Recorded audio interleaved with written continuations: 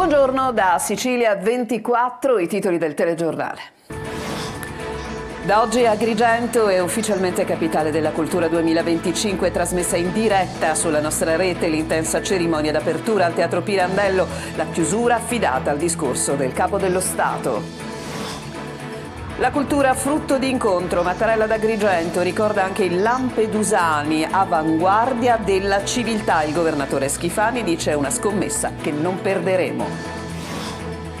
Passata la tempesta, in Sicilia si fa la conta dei danni. A Catania c'è il sole, ma continuano gli interventi dei vigili del fuoco nelle aree più colpite da pioggia, raffiche di vento e mareggiate. Caltanissetta doveva essere demolita, la palazzina crollata nella notte per il maltempo. I vigili del fuoco hanno scavato per ore sotto le macerie, nessun ferito ritrovato. Musica, il volo torna in Sicilia, Messina domenica 26, l'ultimo concerto italiano del loro tour mondiale, prossima tappa gli Stati Uniti. Calcio, in Serie B il Palermo tenta la seconda vittoria consecutiva, domani al Barbera arriva la Juve Stabia. Serie C, oggi il Trapani in campo contro il Taranto al Provinciale, il Catania caccia dei primi punti nel 2025, domani in trasferta contro il Picerno.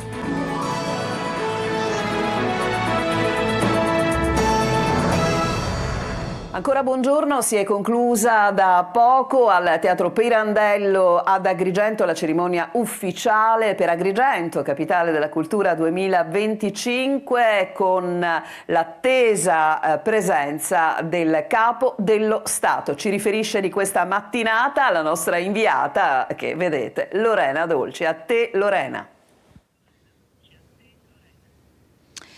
Eccomi Roberta, siamo qui nella corte del Teatro Pirandello dove si è conclusa da poco la cerimonia di inaugurazione di Agrigento, capitale della cultura 2025, con tanta voglia di lasciarsi alle spalle mesi di polemiche sui ritardi, anche su alcune sgrammaticature. Un magnifico inizio è stato detto dal palco e un inizio anche solenne per la presenza del Capo dello Stato Mattarella, che ha fatto un discorso importante, pieno di spunti e di riflessioni, dall'elogio delle periferie alla cultura dell'accoglienza e della sostenibilità. Ma sentiamo alcuni dei suoi passaggi. Salute e auguri che si estendono a quanti sul territorio saranno impegnati negli eventi in programma.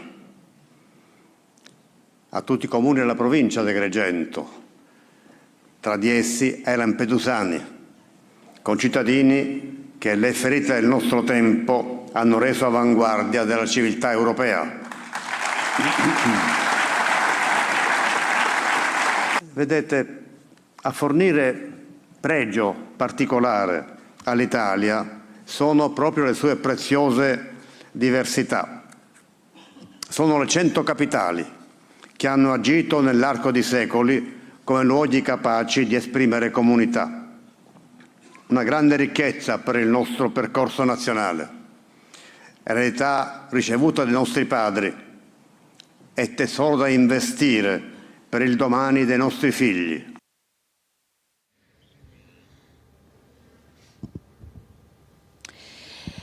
E avete sentito il riferimento alla molteplicità delle bellezze della nostra terra, ma anche ha aggiunto uno sprone agli amministratori, perché senza cura, ha aggiunto il Capo dello Stato, queste bellezze deperiscono. E poi riferimento a quello che è il leitmotiv, il vero e proprio motto di questa manifestazione, l'io, il sé e la natura. È proprio la natura, con la necessità di uno sviluppo sostenibile, è un altro dei passaggi del Capo dello Stato, che ha sottolineato l'urgenza di un nuovo sviluppo ambientale e sociale. Agrigento dunque non solo palcoscenico ma anche motore di cultura, periferia capace di parlare al resto d'Italia e anche all'Europa. Ad accoglierlo c'era stato il ministro della cultura Giuli e il presidente della regione Schifani, che invece con poche parole ha voluto mettere la parola fine alle polemiche, alle voci su presunte spaccature all'interno di questa macchina organizzativa. Sentiamolo. È una grande scommessa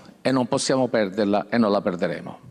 Di assoluto rilievo è il coinvolgimento attivo delle giovani generazioni. Puntiamo molto su di loro.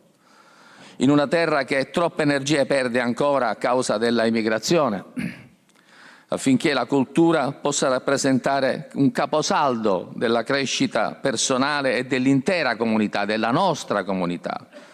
Il titolo di capitale tenere della cultura offrirà a questa città e all'intera Sicilia, ribadisco all'intera Sicilia, l'opportunità di rinsaldare e far conoscere le proprie radici, mostrandole agli italiani e agli stranieri che, siamo certi, numerosi verranno a visitarla e noi saremo pronti ad accoglierli col dovuto rispetto, con la massima accoglienza, con la massima professionalità.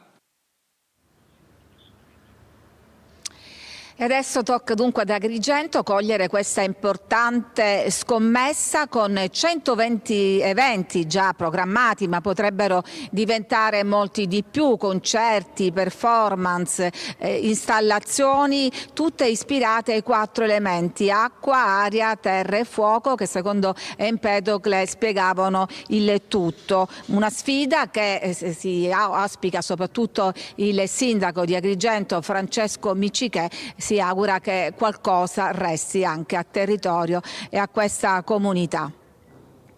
Grazie a Lorena Dolci e noi continuiamo con il giornale. Maltempo, passata la tempesta nell'isola si fa la conta dei danni. A Catania splende il sole, ma continuano gli interventi dei vigili del fuoco nelle aree più colpite dalle pioggia, raffiche di vento e mareggiate. Emanuela Corsi. E la quiete dopo la tempesta. Il ciclone di origine africana che ieri ha colpito duramente la Sicilia con pioggia, mareggiate e forti raffiche di vento sembra un lontano ricordo. Qui siamo sul lungomare di Catania, dove oggi splende il sole e sono tanti i cittadini che si sono riversati qui per guardare, ammirare il mare, però ancora agitato e in tempesta. Nel capoluogo etneo colpito da una violenta mareggiata oggi si fa la conta dei danni. Nel borgo marinaro di San Giovanni Licuti il mare ha fatto crollare una parte del molo. Questo ristoratore invece ci mostra come il legname e il ferro degli stabilimenti balneari sia stato trasportato pericolosamente dalla furia delle onde. E stamattina l'abbiamo tutto ripulito noi perché non si poteva neanche transitare dalla strada, ed è tutto il legname e il ferro che viene dai lidi, proprio là di fronte. Quindi tutti gli anni, se non viene ripulito, avremo sempre questi problemi. Alberi e pali dell'illuminazione divelti, allagamenti, crolli, centinaia gli interventi dei vigili del fuoco che hanno raddoppiato i turni di lavoro per fronteggiare le numerose emergenze non solo a Catania, ma in tutta la provincia. A Mister Bianco un automobilista è stato soccorso con un canotto perché è bloccato nell'abitacolo a causa della strada allagata. A Randazzo 16 persone, compresi 3 bambini, sono state evacuate a scopo precauzionale a causa dell'ingrossamento del torrente Annunziata. Sono stati 700 gli interventi effettuati in tutto il territorio regionale. Squadre sono ancora al lavoro nelle province di Catania, Enna, Agrigento, Ragusa e Messina. Alle Eolie già si stimano danni per diversi milioni di euro. Le strutture portuali e la frazione di Canneto sono state le zone più colpite. Un bilancio che poteva essere ancora più grave se non ci fosse il sistema di allerta, dicono alcuni cittadini. E queste allerte rosse funzionano? Sì, e sono anche importanti perché diversamente magari uno prende un po' alla leggera. Ecco, magari il cittadino comune che non sa come funzionano queste cose magari va in giro, per cui è molto importante. Ma anche per chi lavora dovrebbe esserci comunque, perché è un pericolo girare con tutto il maltempo che c'è. Sicuramente qualche avviso bisogna darlo alla popolazione. È proprio a causa del maltempo che oggi invece sta concedendo una lieve tregua. Ieri a Caltanissetta si è sfiorata la tragedia. Un edificio già considerato pericolante è crollato e fino a tarda notte le unità cinofile dei Vigili del Fuoco hanno cercato sotto le macerie per scongiurare il peggio. Sentiamo Rita Cinardi. A Caltanissetta il maltempo sta concedendo un po' di tregua dopo le forti raffiche di vento e la pioggia battente di ieri. 80 in tutto gli interventi dei vigili del fuoco per cadute di alberi, calcinacce e coperture di tetti. Poi in serata si è sfiorata anche la tragedia con il crollo di un edificio di 4 piani in via Cappuccini. Che quell'immobile fatiscente e disabitato potesse crollare era prevedibile, tanto che da qualche anno era stata emessa un'ordinanza di demolizione. Ordinanza al quale il privato non aveva provveduto e dunque in sostituzione avrebbe dovuto farlo il comune di Caltanissetta. Per il 30 gennaio era stata predisposta la gara d'appalto per individuare l'impresa che doveva fare i lavori di demolizione, ma ieri ci ha pensato il maltempo e dopo una giornata di forte vento e pioggia l'immobile è letteralmente imploso, frantumandosi in 1000 pezzi. Sotto soltanto un'automobile, per fortuna nessuno all'interno. Il crollo è avvenuto intorno alle 19:30 quando i residenti nelle vicinanze hanno udito un forte boato, poi la polvere che si è alzata copiosamente copiosa fino a rendere impossibile la visuale e infine il panico. Subito sono stati allertati i vigili del fuoco che a loro volta hanno fatto scattare la macchina dei soccorsi con forze dell'ordine 118, tutti pronti per qualsiasi evenienza, anche la più tragica. Per fortuna nessuno è rimasto ferito e per escludere il peggio ieri sera sono arrivate anche le unità cinofile dei vigili del fuoco che hanno effettuato la bonifica fino a notte. Una famiglia che abitava in un edificio nelle vicinanze ha dovuto lasciare l'abitazione per i danni subiti dopo il crollo. Ieri sera fino a tarda notte i volontari della Croce Rossa hanno fornito il loro supporto a sostegno di soccorritori e residenti. E dopo il nostro telegiornale, come sempre, il sabato è il giorno del punto, le anticipazioni con Luca Ciliberti. Grazie Roberta. Oggi parleremo di sanità perché è il tema della settimana, cambio al vertice dell'assessorato, sostituito l'assessore con uno nuovo che ancora però non è in funzione, non è in atto, non ha giurato e quindi insomma c'è un vulnus, un buco in questa sanità che però fa acqua da tutte le parti.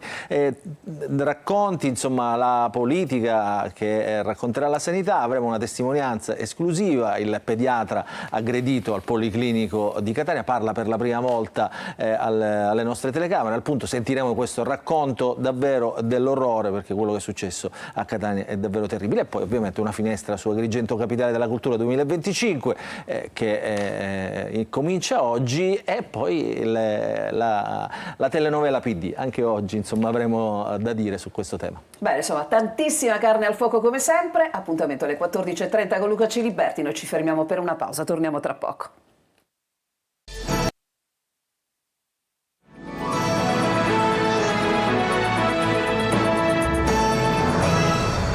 Siamo tornati in studio, il giovane ucciso in piazza Palestro a Catania, oggi funerali, intanto viene diffuso un video che inchioda l'assassino. Eva Spampinato. Nel giorno in cui si dà l'ultimo saluto a Giuseppe Castiglione, il ragazzo ucciso dall'ex compagno della sua fidanzata, qui in piazza Palestro a Catania, la procura etnea diffonde il video che vede i suoi ultimi istanti di vita, quelli in cui l'incontro chiarificatore con Calogero Michael Romano si è trasformato in un agguato. In pieno giorno, alle 15 dello scorso 9 gennaio, davanti agli occhi di altre persone, nella piazza del loro quartiere, il Fortino. In queste immagini diffuse dalla procura di Catania si vedono delle persone arrivare in piazza, raggrupparsi, parlare. Poi si vede l'assassino armeggiare di nascosto con una pistola. Prova a caricarla, non ci riesce, si siede sulla panchina per renderla pronta al fuoco. Poi si alza e va verso la vittima, ma qui il video si interrompe. La procura ha volutamente tagliato la registrazione delle telecamere dei sistemi di videosorveglianza della zona. Sul posto gli investigatori troveranno poi 6 bossoli calibro 6,35 e una cartuccia inesplosa. Sono state proprio queste immagini a permettere alla squadra mobile della questura di Catania di risalire al ventenne che ha sparato e che, dopo la fuga, si è costituito e ha ricondotto il movente a contrasti di natura sentimentale. La vittima era il nuovo compagno della sua ex, con la quale aveva anche un figlio. Romano è stato arrestato per omicidio volontario aggravato. Oggi alle 15 i funerali di Peppe Castiglione, preceduti da fiumi di video, foto e commenti sui social. La musica con il volo prima di partire per gli Stati Uniti, l'ultima data italiana a Messina. Sentiamo. Solo torna live in Sicilia il 26 gennaio a Messina al Pala Rescifina. Tutti per uno ad Astra Live nei Palasport è il titolo del tour, partito con un sold out da Milano e che vede i 3 cantanti Piero Barone, Ignazio Boschetta e Gianluca Ginoble intenti ad esibirsi sul palco accompagnati da un'orchestra di 30 elementi diretta dal maestro Edmondo Savio. Lo show prevede uno spettacolo tutto nuovo dalla produzione alla scaletta, come spiegano gli stessi 3 protagonisti.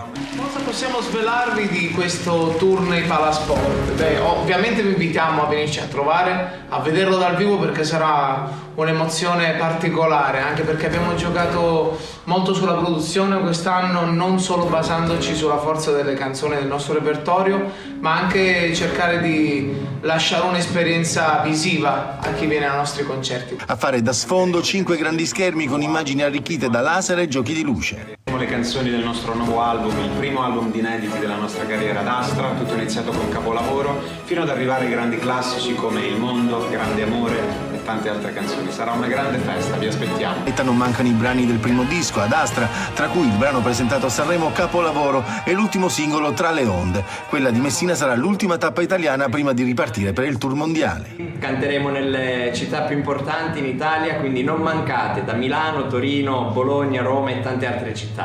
A presto!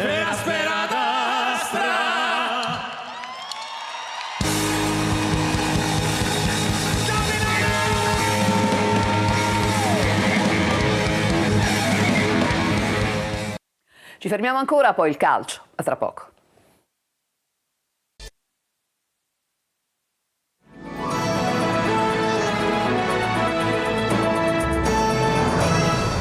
Siamo al calcio, il Palermo domani ospiterà al Barbera la Juve Stabia, caccia della seconda vittoria consecutiva. Marco Gullà.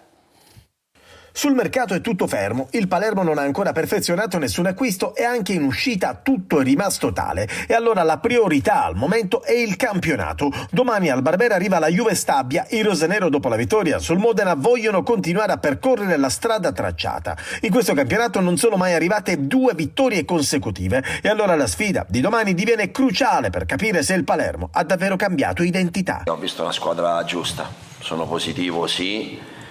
Delle volte lo sono stato e poi le cose non sono andate bene, però siamo sulla strada giusta, poi lo so, come sempre io parlo e poi se la conseguenza sono dei fatti conseguenziali delle parole venga ascoltato, altrimenti sembra che possa solo racconto delle cose che poi magari nella verità le vedo solo io.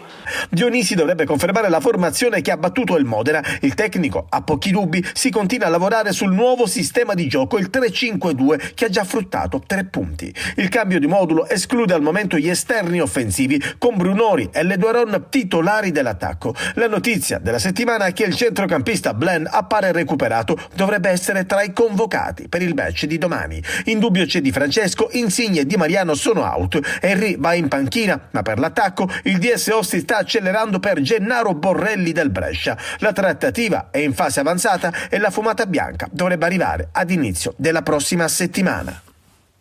E subito con il Catania, domani a Picerno per conquistare i primi punti del 2025. Invertire la rotta è l'obiettivo del Catania per la partita in casa del Picerno in un avvio di 2025 caratterizzato da 0 punti in 2 partite. 2 gare diverse che hanno raccontato la stagione del Catania, fatta anche di cose apprezzabili come i primi 70 minuti di Benevento, ma anche di cadute clamorose come quella con la Juventus Next Gen che ha portato anche a una frattura con la piazza. In pieno mercato con la questione esuberi, le cessioni da fare per arrivare agli acquisti voluti oppure la possibilità di chiedere un extra budget a Pelligra. Questo è il momento del Catania prima della partita di Picerno, dove Toscano avrà Dini, 1 anno e mezzo di contratto per lui dal Catanzaro, pronto per dare il suo contributo fra i pali, e non più Verna che è andato via, così come molti altri sono a un passo dalla cessione, come D'Andrea per esempio. E visto l'apporto avuto finora dalla panchina, ecco che Toscano avrà pressappoco gli stessi interpreti iniziali delle ultime 2 partite su cui poter contare, facendo affidamento sul solito inglese e sulla fantasia di Stoppe e Jimenez per provare appunto ad invertire la rotta e conquistare i primi punti dell'anno solare. Picerno-Catania sarà seguita da Telecolor, 3 ore live nel corso di diretta stadio, collegamenti dallo stadio Curcio, commenti, interazione con il pubblico da casa e a fine gara le interviste con i protagonisti. È tutto, vi lascio a Il Punto, il telegiornale tornerà questa sera alle 19.